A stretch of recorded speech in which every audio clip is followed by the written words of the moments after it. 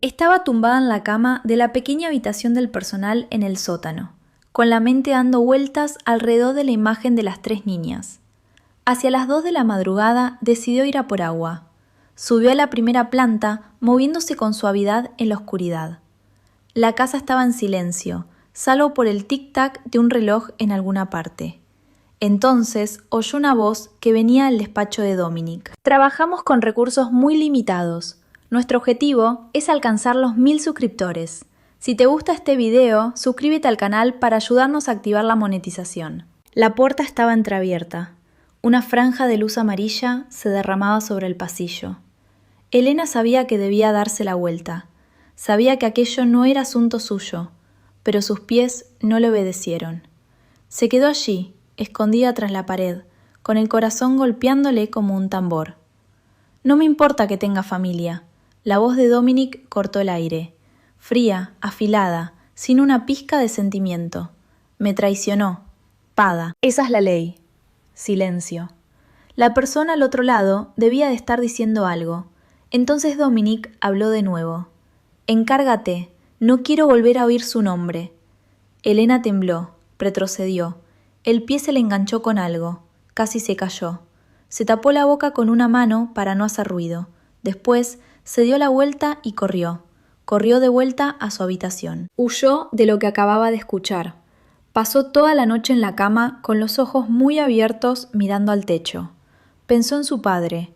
Los hombres que se lo habían arrebatado habían hablado de la misma manera, fríos despiadados, como si una vida humana no tuviera valor.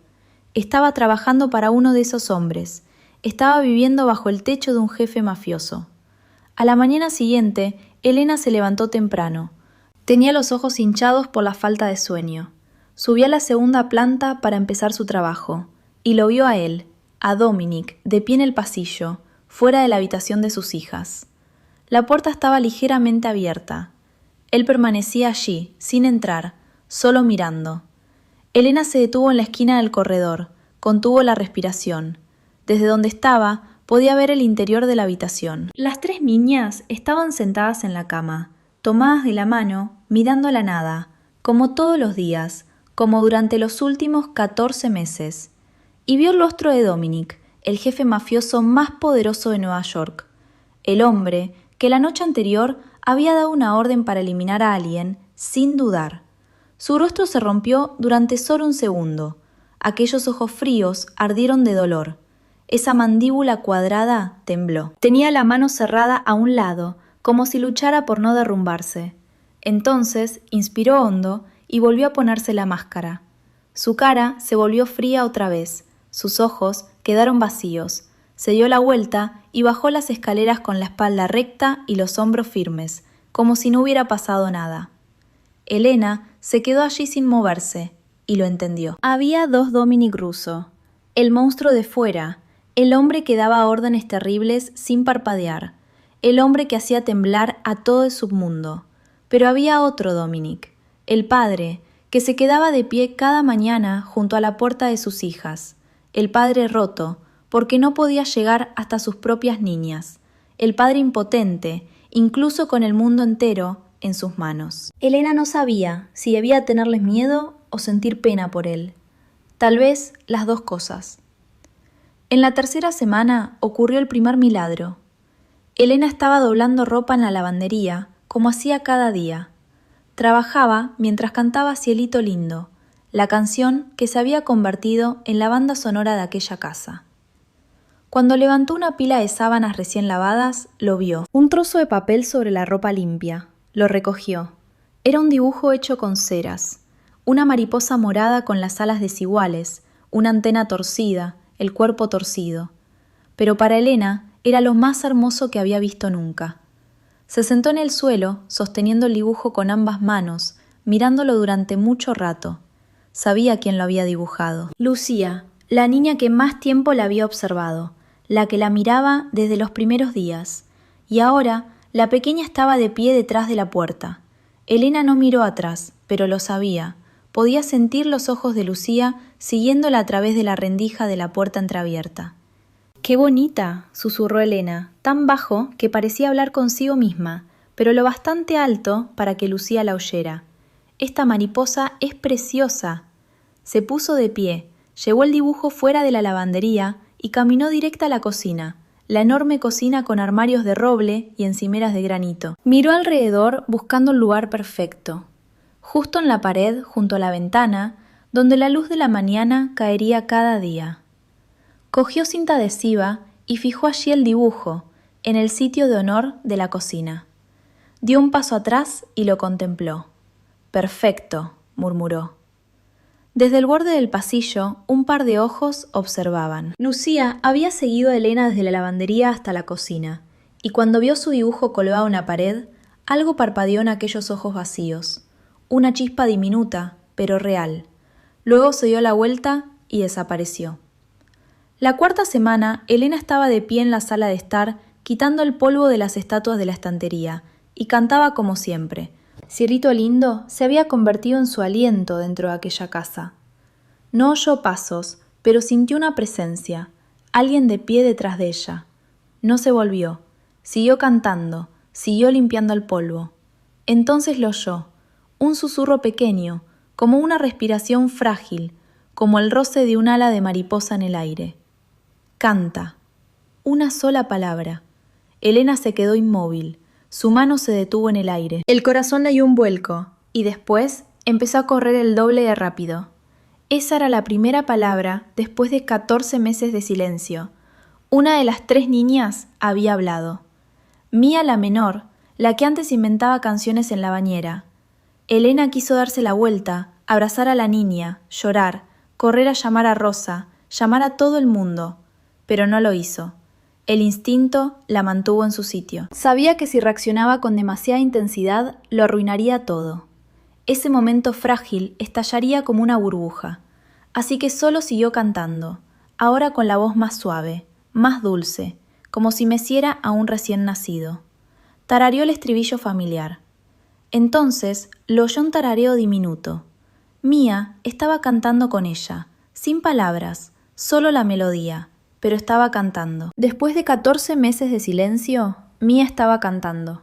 Elena continuó. Terminó la canción y volvió a empezar desde el principio. Mía tarareó con ella. Las dos permanecieron allí, de espaldas una a la otra, cantando la misma canción.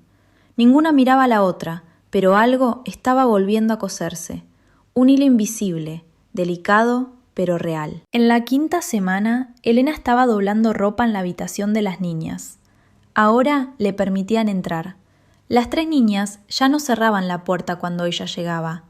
Se sentó en el suelo, doblando vestidos pequeños, y esta vez cantó una canción distinta, una más triste, la canción que su madre había cantado en sus últimos días. Tumbada en la cama, con la mirada lejos, recordando a su marido. Valentina estaba sentada en la cama mirando a Elena. La niña no habló durante mucho rato. Entonces de pronto preguntó: «¿Por qué cantas tan triste?» Elena se detuvo, levantó la vista. Era la primera vez que Valentina le hablaba, su primera frase, no solo una palabra, sino una pregunta completa. Elena dejó en el suelo el vestido que estaba doblando. Se arrodilló para que sus ojos quedaran a la altura de los de la niña en la cama. No se apresuró, dejó que el momento respirara, porque a veces la tristeza también es bonita. Cariño, dijo con suavidad, significa que una vez quisimos muchísimo a alguien, tanto que cuando esa persona ya no está, seguimos recordándola, seguimos sintiéndonos tristes, porque el amor no desaparece solo porque la persona que amamos ya no esté aquí. Valentina guardó silencio. Sus grandes ojos marrones sostuvieron la mirada de Elena sin parpadear. Entonces dijo con una voz tan pequeña como una hoja al caer: «Yo también estoy triste». Elena sintió que el corazón se le encogía. «Lo sé, Ángel», susurró. «Yo también estoy triste». Valentina miró a Elena durante mucho tiempo, como si buscara algo en sus ojos. Después alargó la mano. Su manita tocó la mejilla de Elena, un roce tan ligero como el ala de una mariposa, cálido y lleno de confianza. Elena no se movió. Dejó que aquella pequeña mano descansara sobre su rostro. Las lágrimas se le acumularon en las comisuras de los ojos, pero no se las secó. Las dejó caer, porque a veces las lágrimas también son bonitas. significan que aún podemos sentir que seguimos vivos. En la puerta, Lucía y Mía observaban tomadas de la mano, con los ojos ya no vacíos.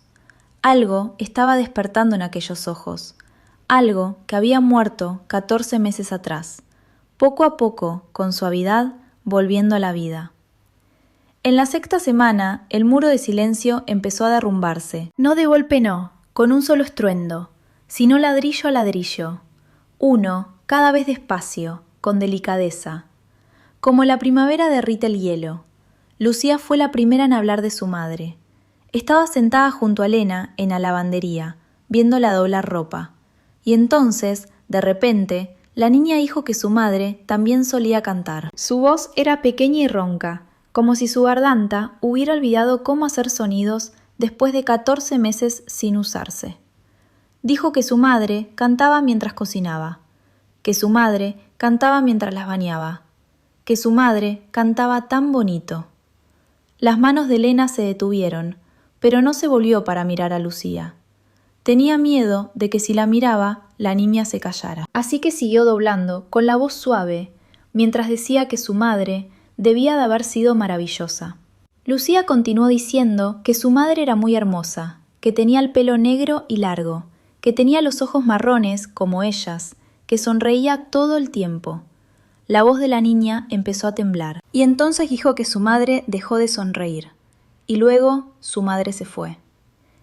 Elena siguió sin volverse, dejó que Lucía hablara, dejó que las palabras brotaran como agua que había estado contenida demasiado tiempo, por fin encontrando una salida.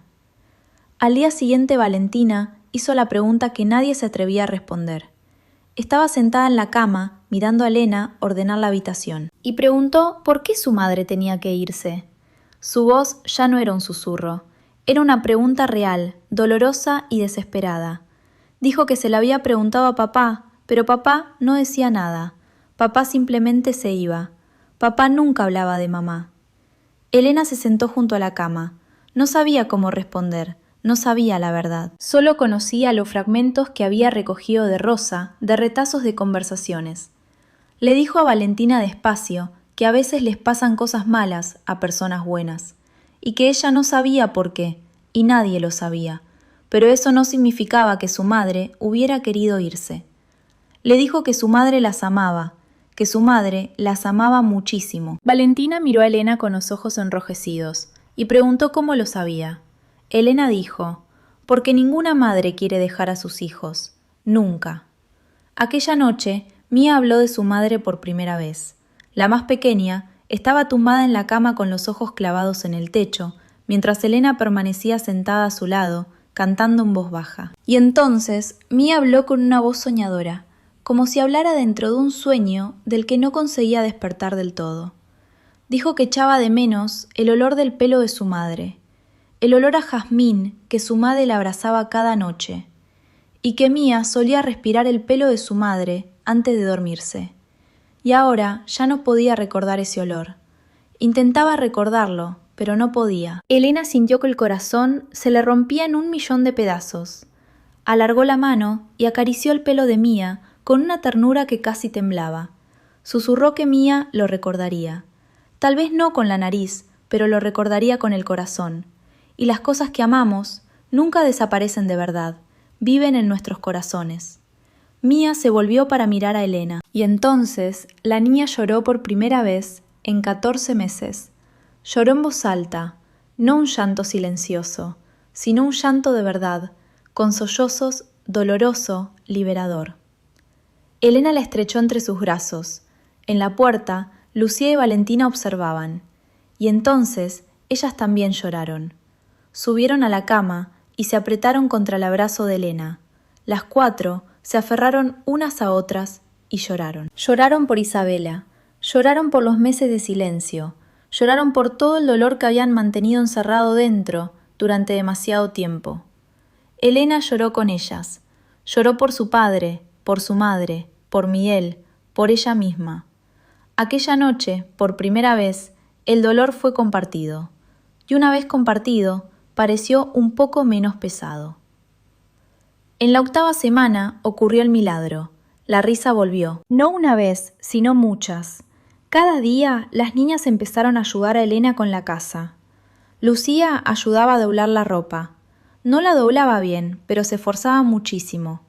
Valentina ayudaba a regar las plantas. Preguntaba el nombre de cada flor. Preguntaba por qué las hojas eran verdes. Preguntaba por qué las flores necesitaban agua. Mía ayudaba a hornear. De verdad terminaba con masa por toda la cara y lamía azúcar de la cuchara. Pero se reía una risita brillante, clara como campanillas de viento. Cantaban juntas la canción familiar sobre el sol que su madre solía cantar. Elena llevaba la melodía principal, las tres niñas la seguían. Sus voces no encajaban, a veces se equivocaban en las palabras, pero a nadie le importaba. La cocina se llenó de música. Una tarde Rosa se quedó de pie, fuera de la puerta de la cocina. Nadie sabía cuánto tiempo llevaba allí. Miró hacia adentro. Mía estaba sentada sobre los hombros de Elena, con las manos enredadas en el pelo de Elena, riendo sin parar. Lucía y Valentina estaban sentadas sobre la mesa de la cocina, con las piernas balanceándose y las bocas abiertas en una canción. Elena doblaba vestidos pequeños, sonriendo, mientras cantaba con ellas. A última hora de la tarde, la luz del sol entraba por la ventana extendiendo un oro cálido sobre todas. El dibujo de la mariposa morada de Lucía seguía en la pared, testigo silencioso de todo lo que había ocurrido. Rosa levantó una mano para cubrirse la boca. Las lágrimas le corrían por las mejillas. 14 meses. 14 meses de silencio. Ningún psicólogo infantil lo había conseguido. Ningún especialista lo había conseguido. Ninguna cantidad de dinero lo había conseguido. Pero esa chica lo había logrado en 8 semanas. Rosa se apartó de la puerta de la cocina con la mano temblándole mientras sacaba el teléfono. Marcó el número de Dominic. Él estaba en Miami, en un viaje de negocios que supuestamente iba a durar 2 semanas. El teléfono sonó. 1 vez, 2, 3. La voz de Dominic llegó al otro lado, cortante y fría como siempre. Preguntó qué pasaba a Rosa.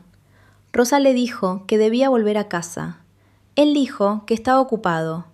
Preguntó qué estaba ocurriendo. Rosa quería decirlo. Quería gritar que sus hijas estaban hablando, riendo, cantando, que había ocurrido un milagro, que tenía que regresar de inmediato.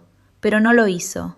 Tenía miedo de que no la creyera. Tenía miedo de que si lo decía en voz alta, el milagro desapareciera. Así que dijo suavemente que no era nada, solo, que debía volver a casa. Silencio en la línea.